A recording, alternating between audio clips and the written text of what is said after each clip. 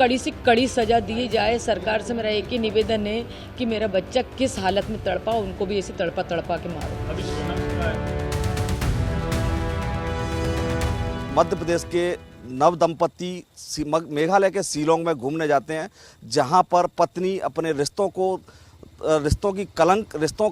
की हत्या कर देती है। रिश्तों की हत्या अपने प्रेमी के साथ मिलकर उस मुकाम तक पहुंचाती है और उसके बाद रहस्यमय तरीके से लापता हो जाती है।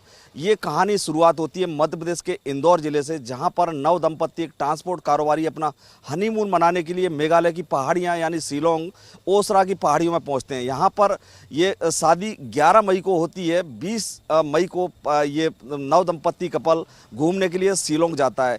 21 तारीख को दोनों हंसी खुशी घूम रहे होते हैं। 22 और 23 तारीख में इन दोनों का परिवार से ताल्लुक टूट जाता है, यानी परिवार से संपर्क टूट जाता है।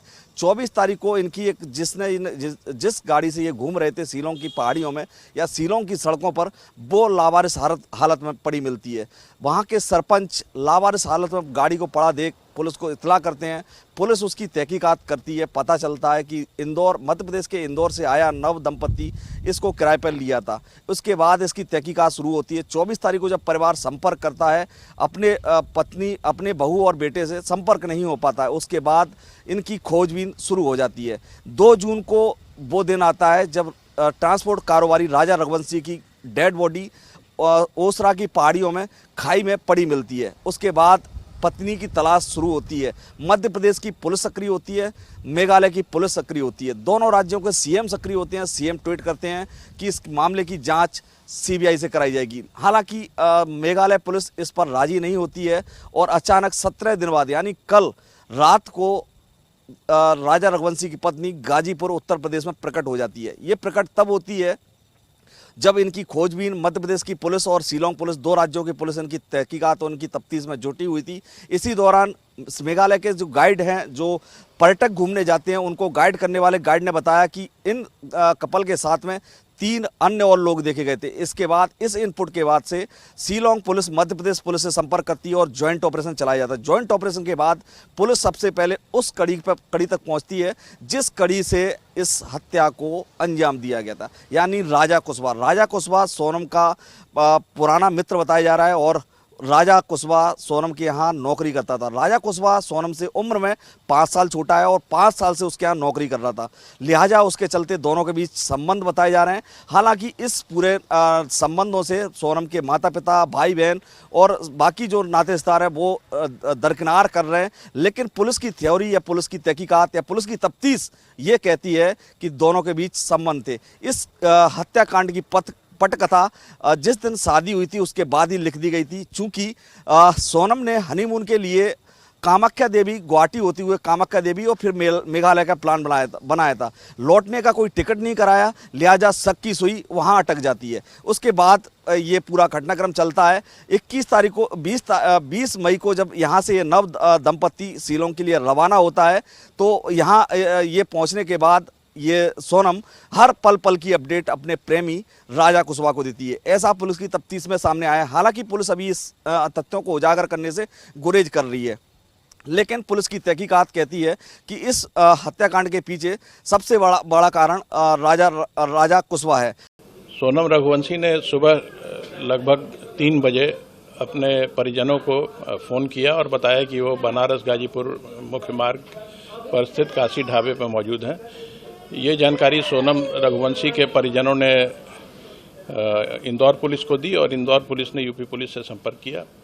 इस जानकारी पर गाजीपुर पुलिस ने सोनम रघुवंशी को बरामद किया और उन्हें तत्काल हॉस्पिटल ले गए, जहां उनकी मेडिकल जांच की गई।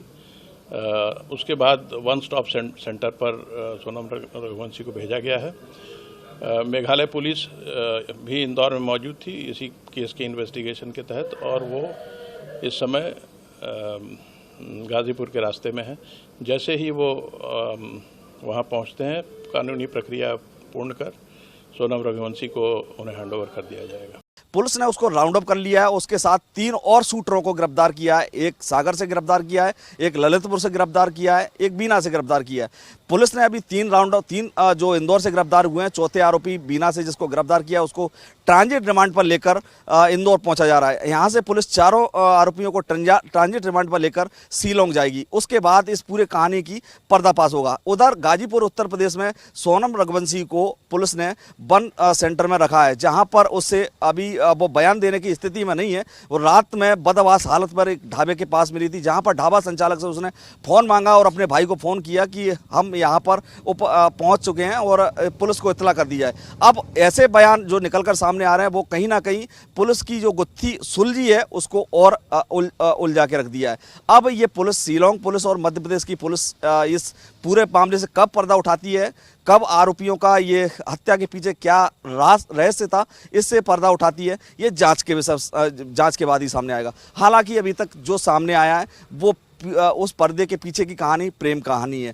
राजा ने 3 किलर को 9 लाख रुपए देकर ये हत्याकांड का पूरा पटकथा लिखी थी और उसके बाद इस पूरी हत्याकांड को शिलांग की पहाड़ियों में दफन किया गया। वही शिलांग जहां पर लोग पर्यटक घूमने जाते हैं, पर्यटक स्थल है, हनीमून मनाने जाते हैं। ये दंपत्ति भी हनीमून मनाने के बहाने वहां पहुंचा था। ये 17 दिन तक सोनम रघुवंशी कहाँ रही, पति की मौत यानी 24 तारीख में यानी उसकी हत्या कर दी जाती है। उसकी डेड बॉडी 2 जून को शिलांग की पहाड़ियों में मिलती है। तो इस बीच सोनम रघुवंशी कहाँ रही, कैसे रही, किस हाल में रही, ये अभी तक निकल कर सामने नहीं आया है। जहाँ सोनम मिली है यानी कि गाजीपुर उत्तर प्रदेश में सोनम मिली है, उसकी दूरी और मेघालय की दूरी देखी जाए 1100 किलोमीटर दूर है। यानी 1100 किलोमीटर का सफ़र सोनम रघुवंशी ने कैसे तय किया, ये उसके बयानों के बाद ही निकल कर सामने आएगा। फिलहाल मध्य प्रदेश और मेघालय की पुलिस, दोनों राज्यों की पुलिस कोऑर्डिनेट आपस में कर रही है। दोनों राज्यों के डीजीपी एक दूसरे से संपर्क बनाए हुए हैं। जो भी तथ्य निकल कर सामने आ रहे हैं वो बताते जा रहे हैं।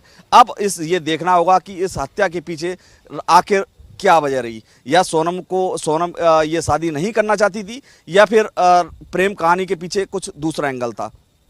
देखा जाए तो ये दोनों शादी दोनों परिवार के रजामंदी से हुई थी, फिर भी उसके बाद इस तरह से पति की हत्या कर देना कहीं ना कहीं कई सवाल खड़े कर रही है। वही कहावत हुई, इस समय टैग लाइन जो चल रही है, सोनम बेवफा है, सोनम बेवफा है। यानी कई सोशल मीडिया पर देखा जाए तो सोनम वाकई बेवफा निकली। कैमरा पर्सन अजय मालवी के साथ सत्येंद्र सिंह भदौरिया, प्राइम न्यूज, भोपाल।